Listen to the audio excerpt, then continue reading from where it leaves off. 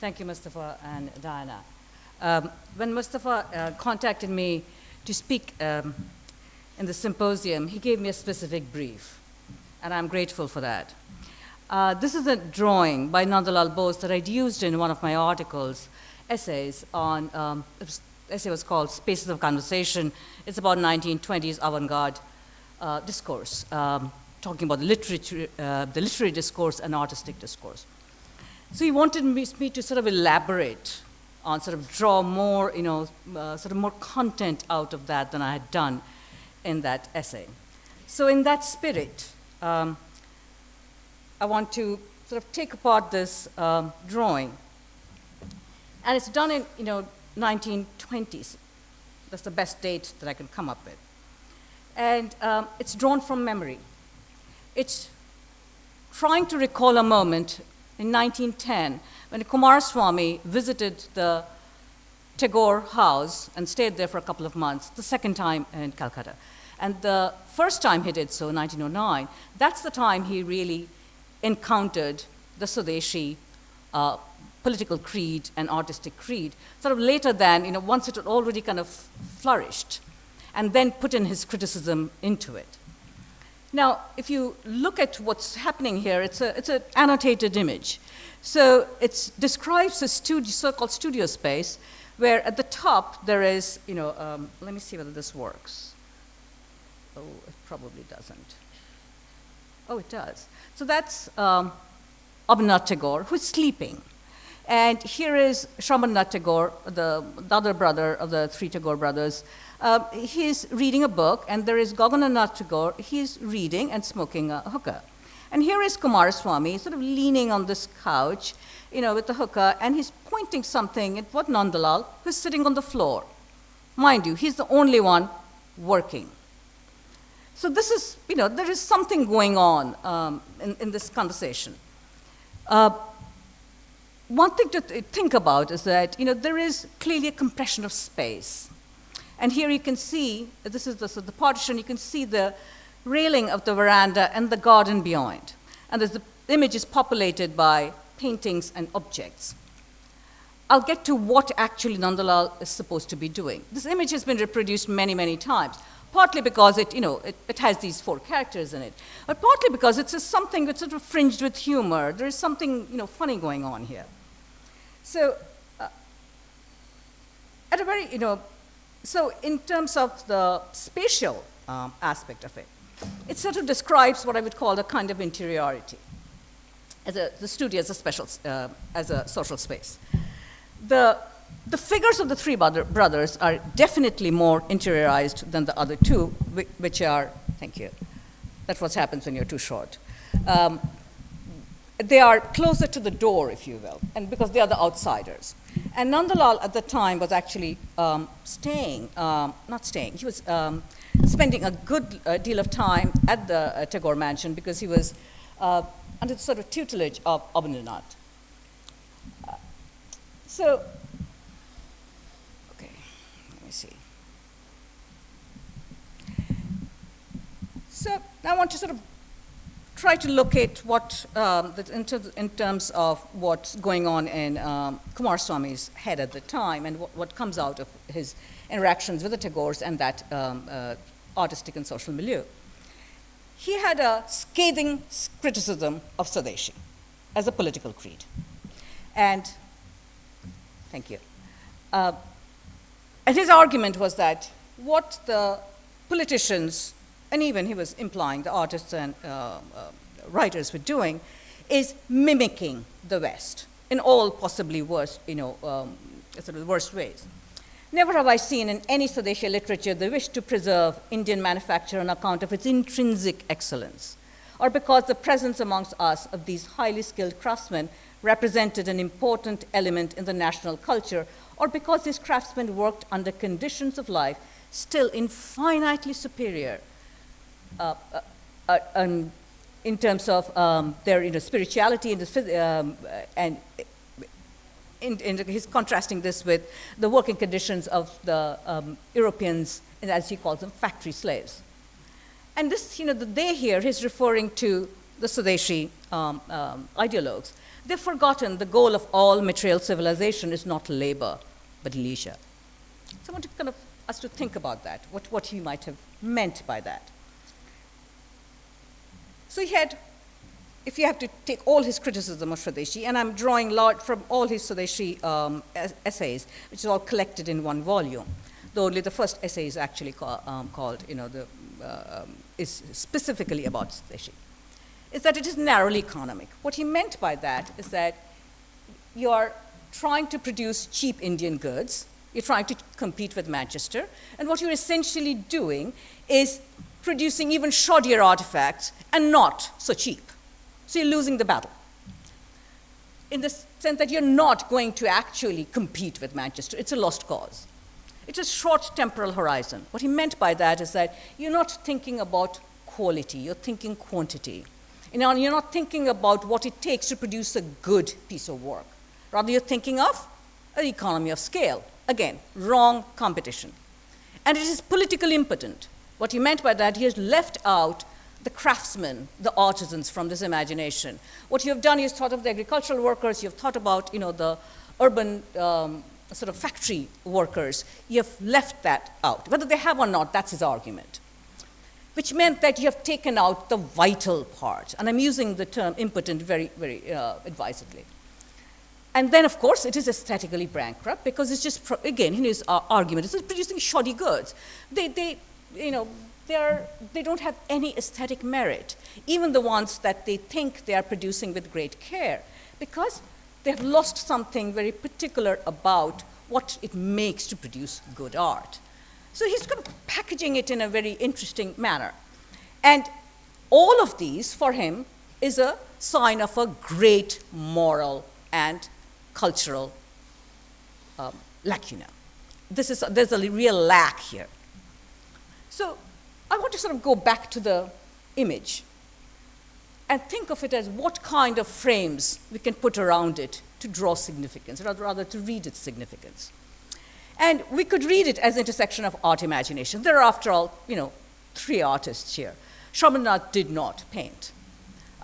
And then it's sort of, this is the Tagore mansion, the much written about Tagore mansion. Then the art of lived space, and this is something that both Nandalal and Abanindranath were really deeply invested in. And this is, of course, the discursive space, and art as labor craft. Since both Iftikhar and Nancy spoke a bit about that, I'm going to make a short shrift of this and this first two and try to focus on this. So here it goes. So the other intersection, the first intersection I would want to point out is that this is 1920. Nandalal has a sort of an artistic existential crisis. What's that? He has been experimenting with lots of different modes of art, technique, and he's not finding his fit. So he's actually he's shuttling between Shantiniketan and Calcutta and trying to literally locate himself in an art milieu. He's deeply connected with the so-called terrorist movement. He moved in all sorts of circles beyond the Tagore household that made Abanindranath very uncomfortable, actually, because he had a political creed which was very radical. And then, of course, he's thinking about his location and his really kind of indebtedness to the Tagores. Well, they were providing his stipend because he wouldn't want to work for the Government School of Art. So and this is, is sort of 16, 17, but it's 15 and 17. He, on his many trips, this one actually to Potishar with Rabindranath, he was sketching. There's lots of, he has, literally thousands of sketches. And if you ask me what's most important in Nandalal's repertoire, it's actually his sketches. And literally thousands of them, and he would draw these. And these are the peasants, they're actually the subjects of the Tagore mansion. And here is recalling, again, drawn from memory, a fisherman, elderly person, who was brought in to all sorts of houses because of his medical knowledge. It's Nokpurdhara. And so he had to be carried. He wouldn't want to take a palanquin, for example. So he's kind of trying to figure this out. And I'm going to get to it more about this when we talk about the discursive aspect. And here is Abanindranath, you know, very well known for trying all sorts of literary mediums, techniques, and on form. So between caricature, you know, landscape, this is Padda, and his imagined urbanscapes. And there is, Abanindranath is also going through this, what I would call between at this time, 1920 and 1930s, sort of a real crisis in terms of what to take, what to make of his extremely careful consideration of literary narratives. In other words, his works, all his paintings, are deeply textual. They're either drawn from texts or they are referring to texts. So he's kind of sort of imagining this, and also because a crisis because his mother had passed away. So trying to work with, you know, the Mughal miniature, and he was, as we know, very devoted to that. So the other thing is that's actual physical space, the tale of the Tagore mansion. There are actually two mansions. The entire house, this is, you know, this building, the larger building, this one, which is the original house, and from the late 18th century building, you know, reworked many times. And this building is this one, which once the houses were split after Dhaka Tagore died. So the Abanindranath's father, he inherited this part. And this house, which was Dhaka Boitok Khanabari or salon, had to be completely revamped and all of these spaces added to make it fit for sort of the requirements of the, you know, the elite domestic space of Bengali household. So the earlier house had, you know, over time had acquired like 3 different, you know, courtyards. And the public courtyard, there was a clear distinction between the public space of the house and the interior spaces of the house, and they're actually really complex spaces. And the other one, you can almost read that, you know, this was the original house and all of these were added. Now this veranda, the south veranda, that's the entry veranda, north one. So here the north face, which is sort of the entry face of the house, is actually rather undistinguished. But this is the one, it's important because the south veranda has gone into the art literature as the birthplace of the Bengal School of Art, sort of it's the hagiography of the Tagore clan. So it occurs, you know, the image of that south veranda, because this is where the 3 brothers sat, worked, talked to people. It was not really in the studio, which is just behind. So it's very much part of the Tagore hagiography. So when we think of lived space, and I'm making a slight distinction between the architectural space and lived space. What I mean by that is that there is actually the physical space of the Tagore mansion, which had a deep impact on Abanindranath, definitely. Because he always referred back to it as his art text of how to understand art.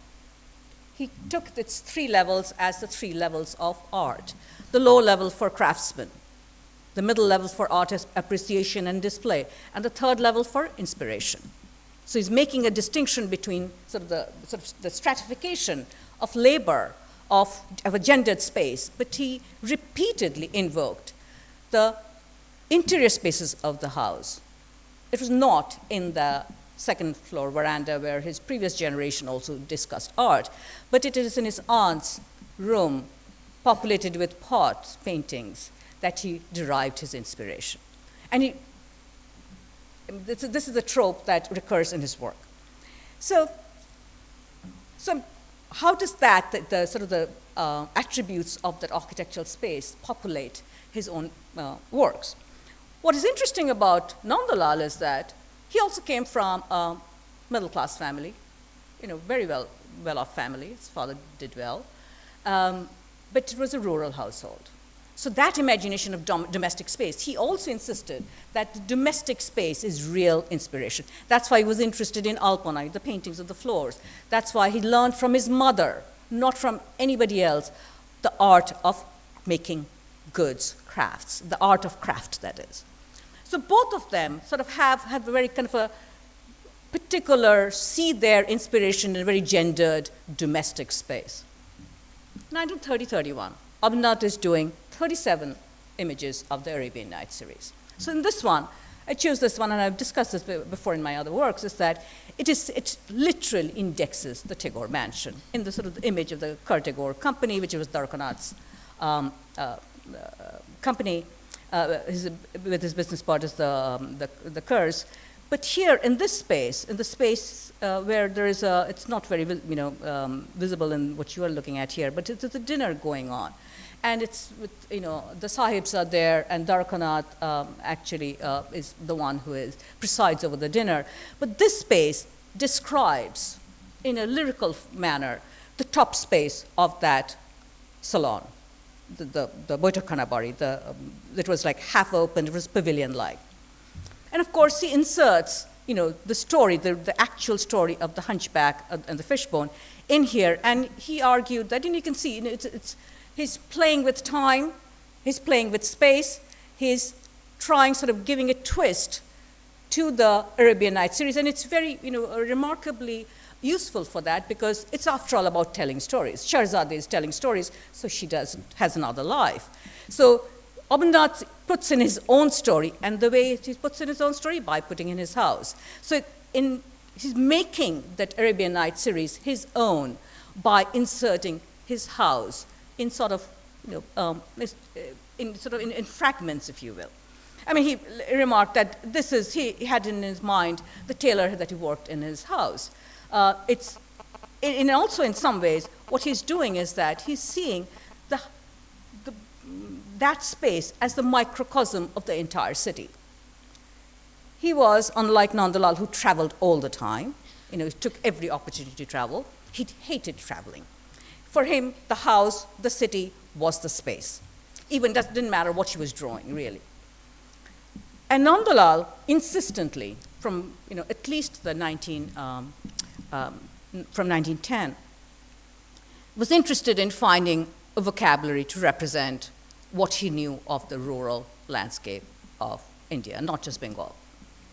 And you see it in his later work in 34, and because at that time he had produced what was a very established critique of the British understanding of the village economy and community, which was marked by, so if you saw village huts, this is Colesworthy Grant writing in the mid-19th century, when he saw these Bengal village huts, he saw them as a mark of poverty. So they're turning that trope around, and it gets marked with a particular kind of plenitude.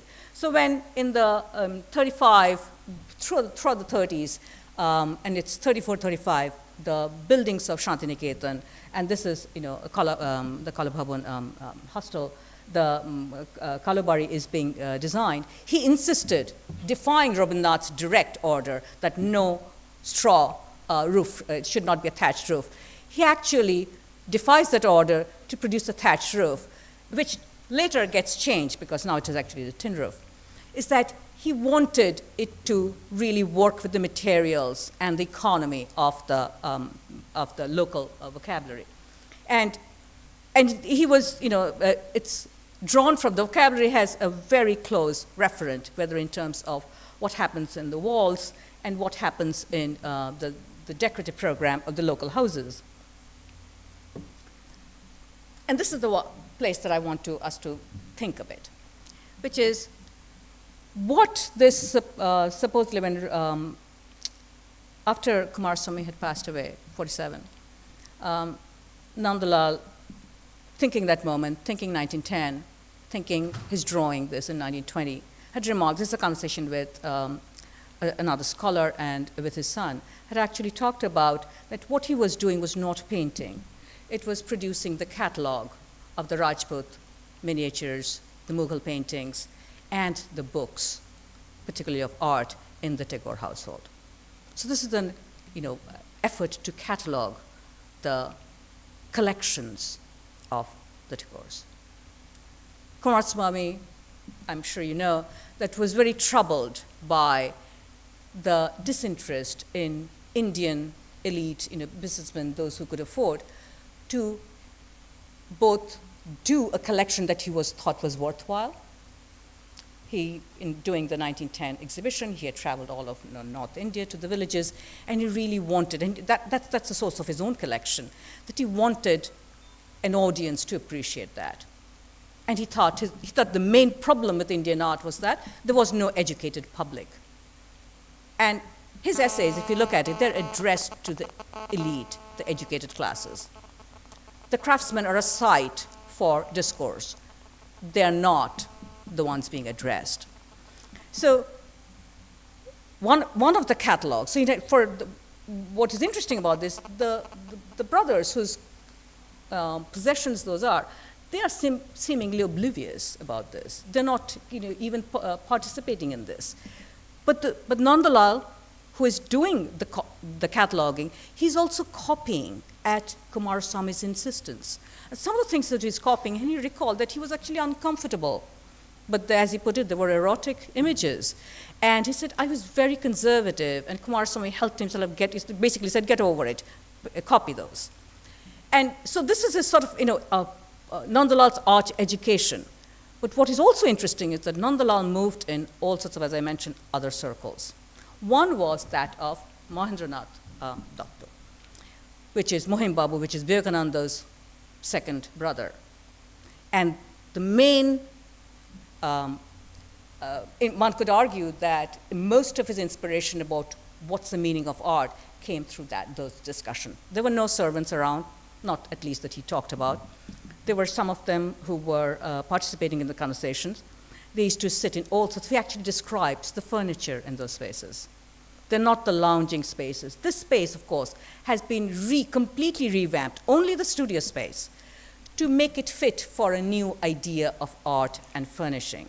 So all of the Victorian plush furnishing is gone, and you have this low divans. The new Dhanishkriti Acharya has completely reworked this space according to the three brothers' instructions. So this is the novel space inside that house. The rest of the house was untouched by that. So he describes Mahendranath Datta, Mohim Babu, sitting on a couch, but really he's squatting on a couch. In other words, there's something with his posture that is at odds with the furniture.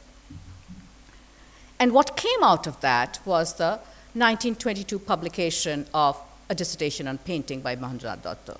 And it was a conversation that among those who participated in that adda. Now,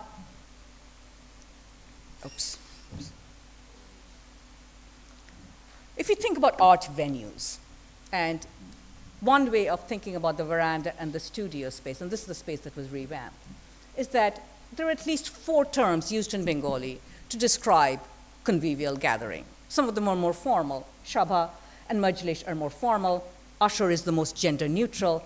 And Adda is just convivial conversation. You could talk about a Bengal tiger at one moment. You could talk about the governor at another moment. It doesn't matter where where the conversation was going, as long as you could hold the thread of the conversation. In other words, it was also a way of passing time, which was completely contradicting the demand of the colonial economy of having a sense of measured time, of punctuality and all of that. So this was one manner, in the Modern Review, probably the most influential English journal on art at the time, described, this is introducing Abanindranath to a larger audience. And it describes the space that if you drop in here, you would have this spacious veranda overlooking a small garden. It's beautifully green. So there's an idyllic image of what this space is like. Friends and visitors call frequently, and Abanindranath is still drawing. He's carrying on a conversation. There's no hurry. Nobody has to go to work. So in other words, this is labor cast as leisure. It's unless you have space. The Bengali word is obosar, which is space and time, both. You cannot do productive work. Nandalal is charting a different sort of trajectory here. In other words, my point is that Nandalal's directions of how he moves in these circles is not even tangential. It's asymptotic with Abanindranath's. So here is in 1915-16, he started the experiment. He was doing these pots. He'd gone back to the village house, and he was doing these pots. And the subjects of the drawings were the local proverbs and folk sayings. And you know, this is the conversation he's having with his son later in life. I used to display these in the grocery store next door. And you have to imagine this, you know, mud hut there. That's what the grocery store is. The art came to work as advertisements for the grocer. The store was located on the path that the coolies took on their way back home. The pictures usually sold well. He used to sell them for 1 paisa. And I used to sit outside. So he's making a little display. He's outside sitting in the veranda doing this painting. The coolies stop by. They kind of like it. They pay. Sometimes they can't pay. He just gives them away.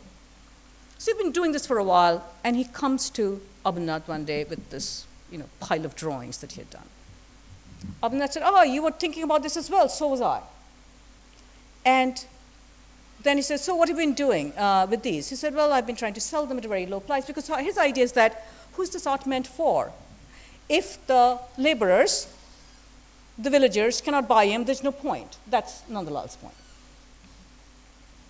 Abanindranath did not like what he had to say, because I think he was really concerned about Nandalal. He was still very young. And he said, it's okay, I'll buy them for, he basically paid 25 times the price. He bought them for, where he was selling for, 25 rupees each.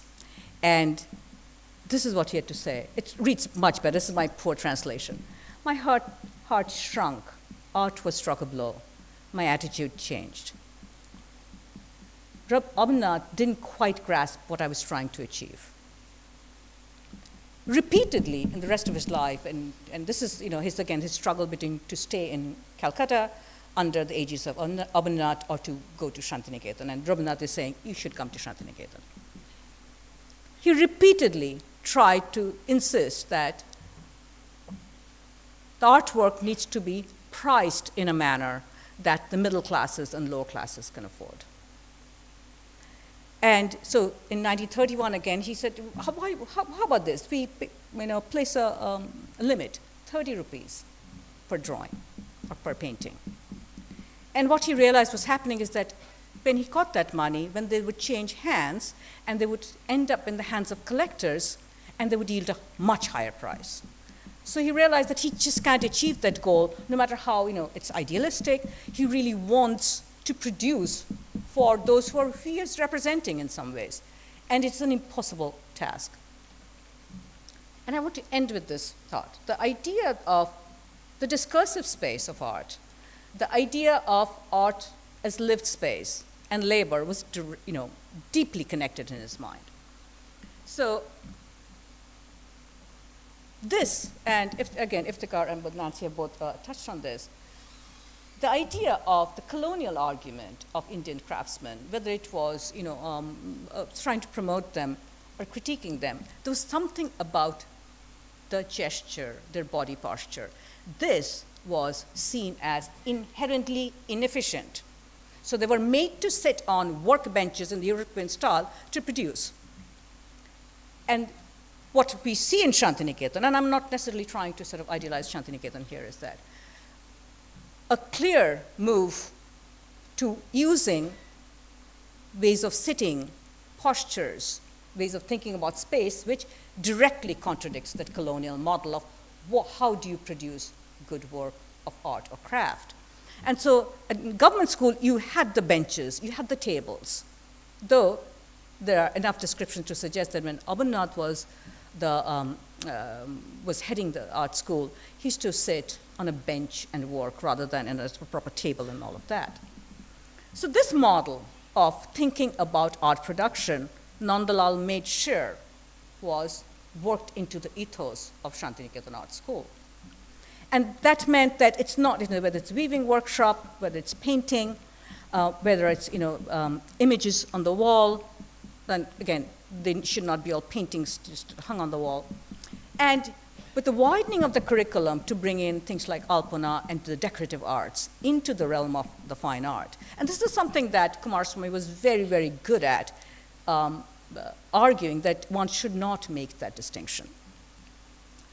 I want to leave us with this, this idea that what he probably found in Shantiniketan, And he had great misgivings about this because he didn't think he could still sell that art in a way that would be, in his mind, beneficial to the larger village community.